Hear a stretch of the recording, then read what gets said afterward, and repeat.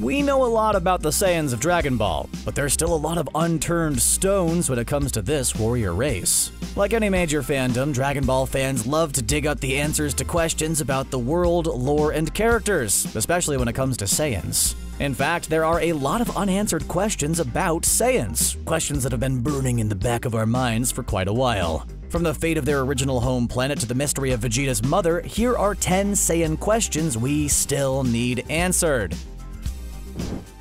First off, let's start with the mystery of the original Saiyan planet, Planet Sadala. As most know, these Saiyans lived and met their end on planet Vegeta, but they originated on planet Sadala, a planet which they eventually abandoned after it was destroyed. The only clue we have to how the planet was destroyed was that it was caused by an internal conflict, a civil war amongst Saiyans that eventually left the planet uninhabitable. This does tell us a bit, but not the specifics. Did the land get so destroyed that the core started to become unstable? Was there simply no viable resources left after so much destruction? Did some kind of an attack straight up destroy the planet from the inside out?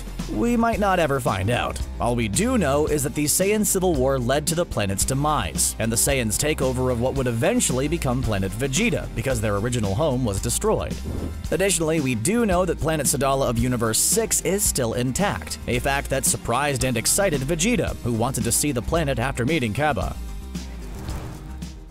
Next up, we have the issue of Super Saiyan 3, specifically how Goku discovered it. During the Buu saga, Goku showed that he was able to go Super Saiyan 2, a form initially achieved by Gohan. In addition to this, Goku also showed that he could push things further into Super Saiyan 3, a ridiculously powerful form that also happens to drain energy and life force like crazy. What we don't know is how Goku actually discovered this form. Obviously, it was during his training with King Kai while he was dead in Otherworld, but how did the process go? Was the form only discovered because Goku didn't have a body to be strained by the physical demands of the form? Could he have discovered it if he was still alive? Just how much did Goku learn about the form before breaking it out against Buu? All these questions and more are still up in the air when it comes to Super Saiyan 3, and hopefully, we'll eventually get some answers about the form sometime in the future with the Dragon Ball franchise.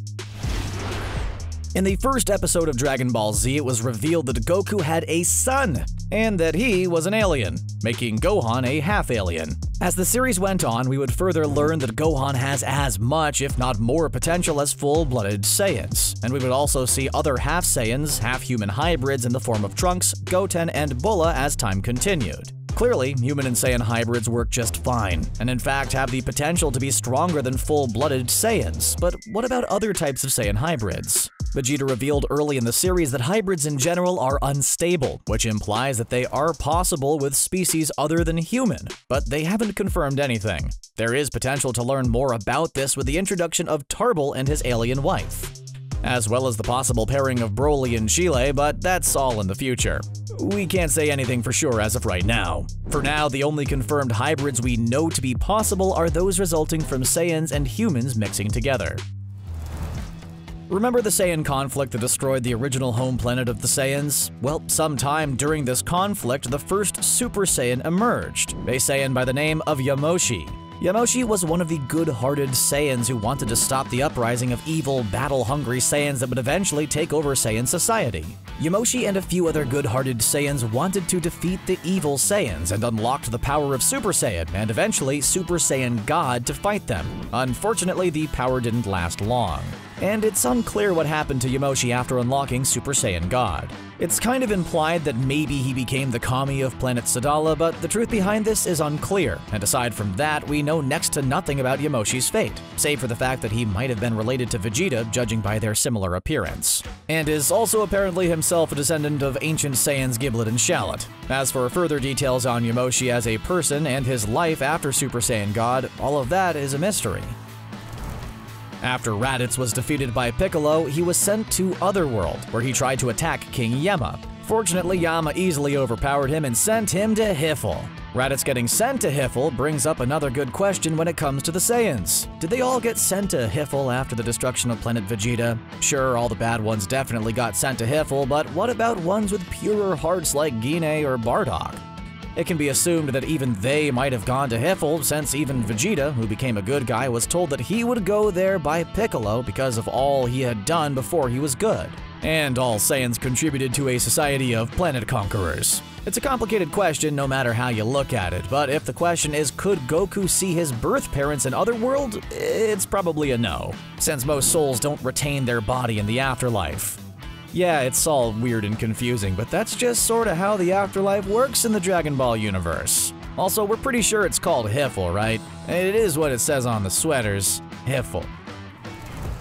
Speaking of Goku's parents, with the release of Dragon Ball Super Broly, we finally met his mother, Gine, in addition to having a canon version of Bardock and Goku's origin. We've also seen the father of Vegeta, King Vegeta, but we've yet to learn about Vegeta's mother. Saiyan culture doesn't really lean towards marriage or partnership between parents, seeing as breeding is just that, breeding, a way of making more warriors for the Saiyan army. As such, Vegeta's mother may have just been a powerful female warrior who, to put it as delicately as possible, served a purpose to King Vegeta and then ceased to be involved in Vegeta's life after the fact. Meaning, Vegeta's mother doesn't serve a technical purpose in the story and background of Dragon Ball or Vegeta, but that doesn't stop fans from wanting to know more about her. We can surmise that Vegeta's mother was incredibly strong, as King Vegeta would want to make for a strong offspring to take over the throne. But that's just an educated guess based on what we know, leaving a whole bunch of unanswered questions.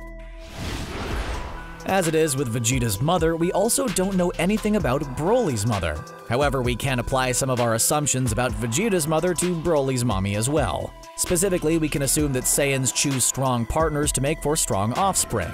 And if Paragus was not capable of strength as great as his sons, then it can be assumed that perhaps Broly's mother may have had a legendary Super Saiyan gene, and may have been herself capable of becoming an extremely powerful Super Saiyan. Heck, maybe this is why she wasn't around, as King Vegeta saw her power potential and eliminated her before she could usurp his position as the strongest amongst all Saiyans. Of course, these are all assumptions, and Broly's mother could have just been some random Saiyan. Either way, fans want answers, especially since we know so much about Paragus. It seems only natural to tell us just as much about Broly's mother. But for now, fans just have to speculate and guess, but I'm leaning towards the idea that Broly's legendary power comes from his absent mother.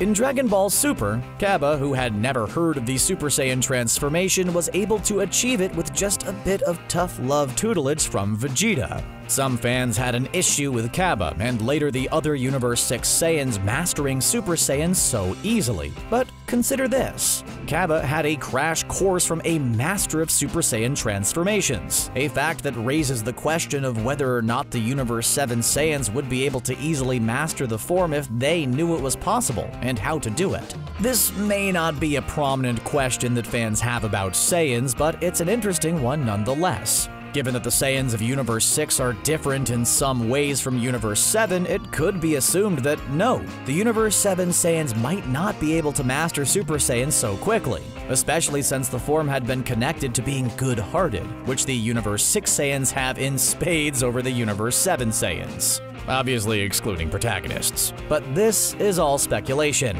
and as far as we know, the truth is still out there. Dragon Ball Heroes and Super Dragon Ball Heroes, though not canon, have introduced some interesting ideas to the Dragon Ball multiverse, specifically in the form of Cumber, an ancient Saiyan that Goku and Vegeta have to face in the series. Cumber's pretty darn strong for an ancient Saiyan. So strong, in fact, that he's able to go Super Saiyan 3 during his fight with Goku and Vegeta. But seeing as the fight was so short and the series has such short episodes, we didn't really get to see Cumber fully utilize his power. So the question remains, did he fully master Super Saiyan 3? Specifically, was Cumber able to fully unlock all the power that the form has to offer? Since Cumber is such a small part of the Saiyan lore and the franchise as a whole, and is only a part of a non-canon series, there's probably not going to be answers anytime soon. Perhaps if Cumber is eventually added to the main canon like Broly was, we'll get to learn more about him and his powers. But for now, the question is unanswered. And last but not least, we have a question about the Saiyans raised by the latest canon entry in the Dragon Ball franchise, Dragon Ball Super Broly. This movie depicts the destruction of planet Vegeta and the Saiyans, showing the Saiyans who survived the destruction in the aftermath. Those who survived were Broly and Paragus, Goku and Raditz, Vegeta and Nappa, all of whom we all know about. But there were also 2 Saiyans on an away mission with Raditz, Vegeta, and Nappa, Saiyans that we don't see in the beginning of Dragon Ball Z or at any other point in the series, leaving us with the question of what happened to those 2 mystery Saiyans. It's very likely that they were just destroyed by Frieza for being weak or taken out during a planet-conquering mission, but the specifics of their demise have definitely been burning in the back of fans' heads since the release of Broly. Maybe they're not actually dead and they're just on a very far, far away mission still working for Frieza, and maybe they'll come back in the next installment of Dragon Ball. Well, there you have it, 10 burning questions that fans have been asking about the Saiyans from Dragon Ball. Any questions you have that we missed? Can you answer any of these mysteries? Let us know in the comments down below, and please don't forget to subscribe to CBR for more videos just like this. As always, thanks a lot for watching.